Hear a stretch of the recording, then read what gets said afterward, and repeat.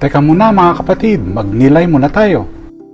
Sa Ebanghelyo ngayon, ipinahayag ni Jesus ang kanyang pagkakaisa sa Ama at ang kapangyarihan niyang magbigay ng buhay. Sinabi niya, ang nakikinig sa aking salita at sumasampalataya sa nagsugo sa akin ay may buhay na walang hanggan. Hinahamon tayo ni Jesus, mga kapatid, na huwag limitahan ang ating pananaw sa buhay at kamatayan sapagkat ang kapangyarihan ng Diyos ay lampas sa ating inaakala. Isang halimbawa nito ay ang pagkakatuklas ng coelacanth noong 1938. Ang isdang ito na sinasabing nabuhay noong panahon ng mga dinosaurs ay inakalang wala na sa loob ng 65 million years. Ngunit, laking gulat ng mga siyentipiko nang matagpo ang buhay ito sa baybayin ng South Africa. Pinaalala nito sa atin na hindi nangangahulog ang wala na ang isang bagay dahil lamang hindi natin ito nakikita. Minsan, nawawalan tayo ng pag-asa sa mga nasirang ugnayan o relasyon,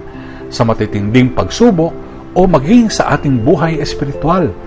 Iniisip natin na wala na pag-asa, na hindi na maaaring maibalik ang dating sigla.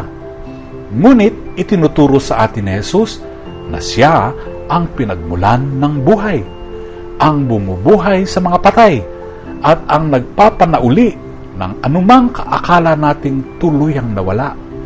Magtiwala tayo kay Jesus na kanyang ibalik ang lahat ng nawala at buhayin ang ating pananampalataya.